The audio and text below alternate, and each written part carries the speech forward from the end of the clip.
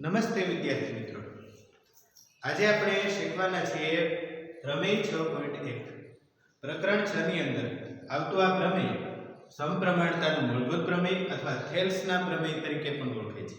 વિદ્યાર્થી મિત્રો, જ્યારે પ્રમેય સાબિત કરવાનું હોય ત્યારે તેની ત્રણ મુખ્ય બાબતો હોય છે: પક્ષ, સાધ્ય અને સાબિતી.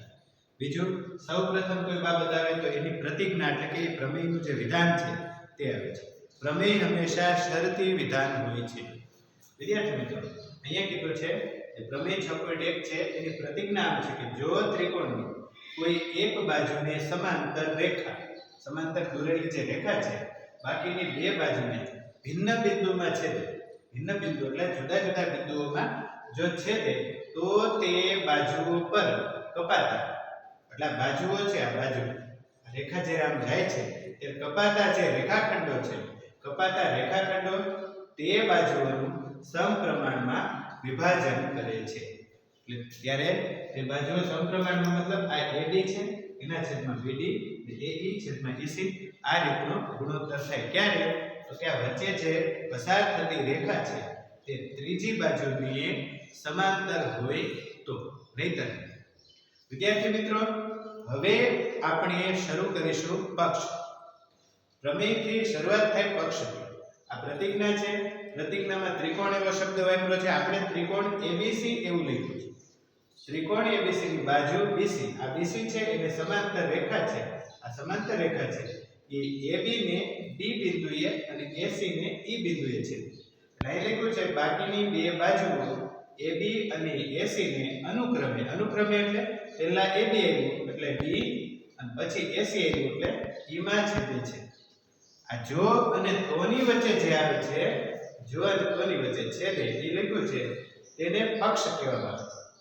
સાબિતી હું તો કે એમાં કપાતા જે રેખાખંડો છે તે બાજુઓનું સમપ્રમાણમાં વિભાજન કરે તો આ કપાતા રેખાખંડ AD અને DB, AD છેદમાં DB બરાબર AE છેદમાં EC આ જે છે સમપ્રમાણમાં વિભાજન કરે છે, બરોબર.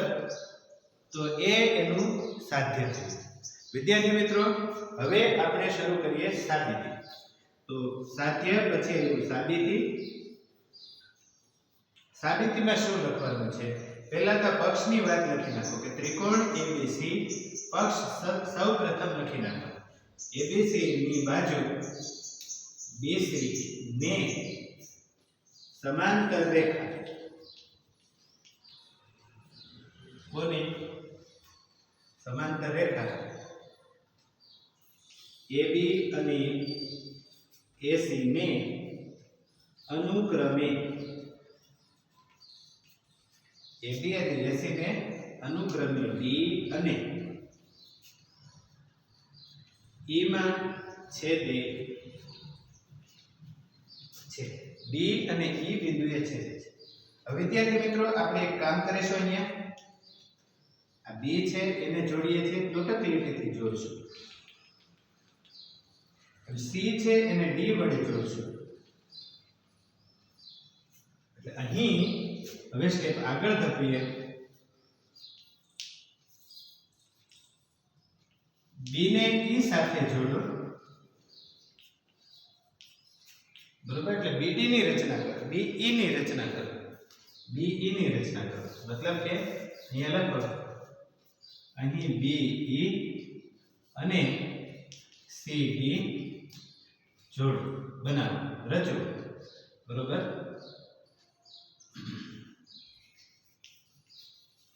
રચના કરો. હવે શું? જો આપણા પ્રમેયની અંદર ત્રિકોણનું ક્ષેત્રફળ મેળવવું જરૂરી છે. તેથી આ જે રેખા છે, આ રેખાખંડ છે, એ રેખાખંડ ટૂંકમાં આ ત્રિકોણ છે, આ ત્રિકોણ છે એમાં સામેની બાજુએ આમ ગણો આ બિંદુએ આમ લંબ આવે છે, એવો એક લંબ આવે છે, બરોબર. અહીંયા M નામનું બિંદુ ધારી લ્યો અને એક લંબ આ બાજુ આવે છે તેને N નામનું બિંદુ થાય. એટલે કે DM લંબ AC થાય અને EN લંબ AB થાય. તેવા બિંદુઓ AB ઉપર અને AC ઉપર. હવે AB રેખાખંડ AB અને રેખાખંડ AC પર રેખાખંડ AB અને રેખાખંડ AC પર અનુક્રમે જો AB પર કયું બિંદુ છે AB પર M બિંદુ છે અનુક્રમે N અને M એવા બિંદુ મળે કે જેથી શું થાય કે ભાઈ DM છે તે AC ને લંબ હોય અને EM છે તે AB ને લંબ તેથી લખી શકીએ કે DM લંબ AC અને EM લંબ AB થાય આને બિંદુ પ્રાપ્તિ પ્રમેય કહેવાય આટલું થયા પછી હવે આપણે એક કામ કરીશું કે ADE અને BDE ADE ઉપરનો જે ત્રિકોણ છે આ સમાંતર રેખા છે એની આ બાજુથી વિચારો કે ADE ત્રિકોણ અને BDE આ ત્રિકોણ છે જુઓ BDE આ બંને ત્રિકોણના ક્ષેત્રફળ મેળવીએ હવે ત્રિકોણ ADE નું ક્ષેત્રફળ જેને આમ લખી શકીએ એરિયા ADE અને છેદમાં એરિયા BDE આમ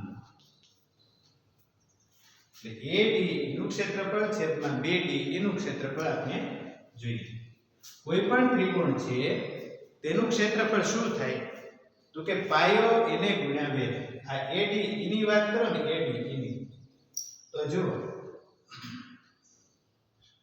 તો પાયો તરીકે AD લે તો આ EN આવશે બરોબર એટલે 1/2 પાયો છે AD બરોબર પાયો AD અને એને ગુણ્યા EN છેદમાં જોજો BD ની વાત કરો તો BD પાયો છે પણ એના ઉપરનો વેધ તો EN જ આવે છે એટલે અહીંયા એમ લખીશું કે 1/2 પાયો BD ગુણાકારમાં EN પાયો અને વેધનો ગુણાકાર વિદ્યાર્થી મિત્રો આની અંદર જુઓ 1/2 અને 1/2 એક સરખા હોવાથી ઉડી જાય છે EN અને EN એક સરખા હોવાથી ઉડી જાય છે વધે છે શું તો કે AD છેદમાં BD આવી રીતનો આપણને ગુણોત્તર મળે છે આ બાજુનો જે ડાબી બાજુ તરફથી જે અનુરૂપ ત્રિકોણો છે એના ક્ષેત્રફળો આપણે મેળવ્યા એનો ગુણોત્તર મેળવ્યો તે AD છેદમાં BD મેળવ્યો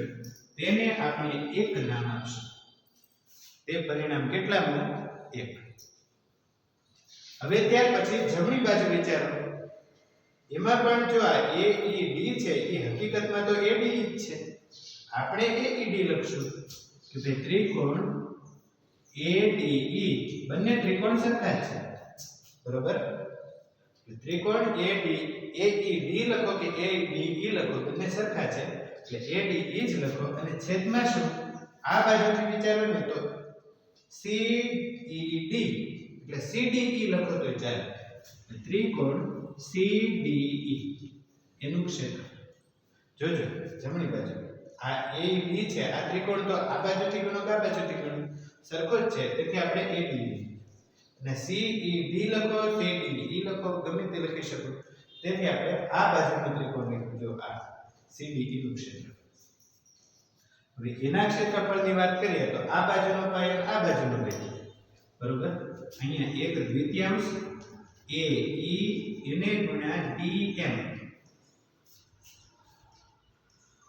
બરોબર આ AE અને એનો વેધ છે DM તેથી એવી રીતે અહીંયા CE 1/2 CE એને ગુણ્યા DM વિદ્યાર્થી મિત્રો જ્યારે CE છે અહીં DM આમાં પણ 1/2 સરખા આવે છે DM સરખા આવે છે તેથી AE છેદમાં CE EC લખો તો ચાલે CE લખો તો ચાલે આ આપણને બીજું પરિણામ મળે હવે આમાં પાયાની કોઈ બાબત હોય તો આ બંને ત્રિકોણ એમાં આ ત્રિકોણ કેવા છે આ BDE જે ત્રિકોણ છે તે અને CDE આ ત્રિકોણ છે તે બંને ત્રિકોણ કેવા છે કે DE અને BC આ બે સમાંતર રેખાઓ છે તેની વચ્ચે આવેલા છે અને બંનેનો પાયો 1 છે એટલે બંનેની એક બાજુ કોમન છે DE છે એટલે અહીંયા એમ લખી શકીએ હવે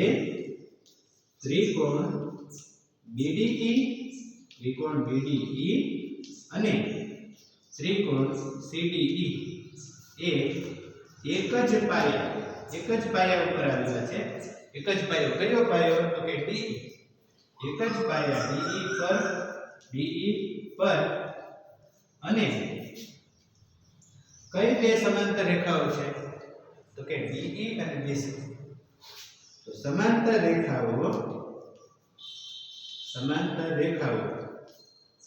DE અને BC વચ્ચે આવેલા છે.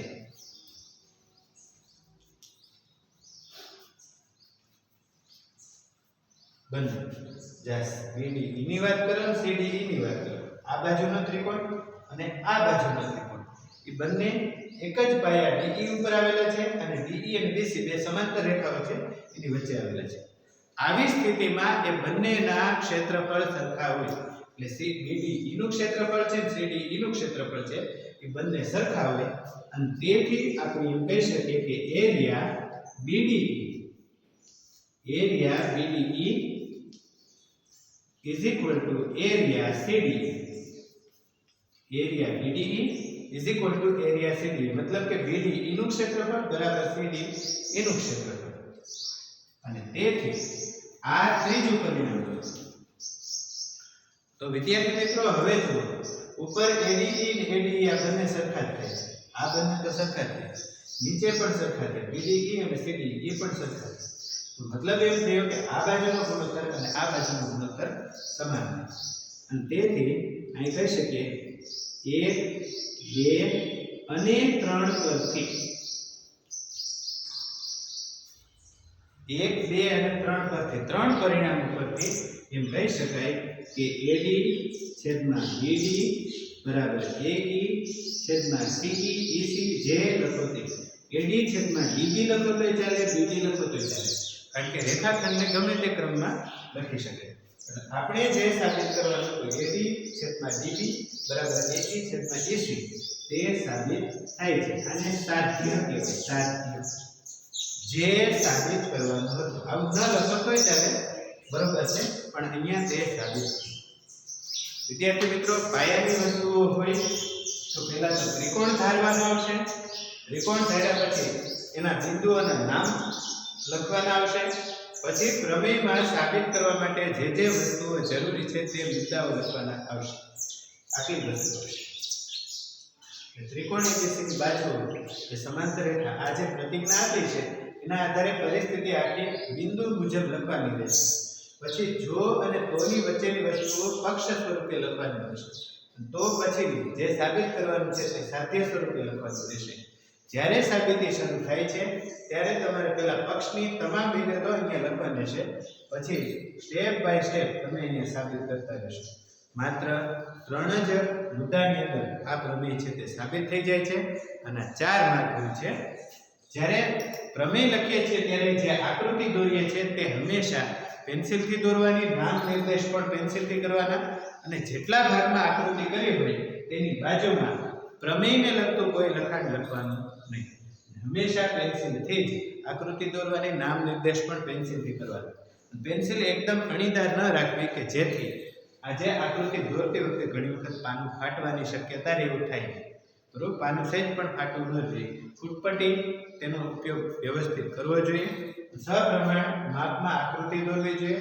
સુવાચ્ય અને સુલેખનથી આપણે પ્રમેય લખવો જોઈએ.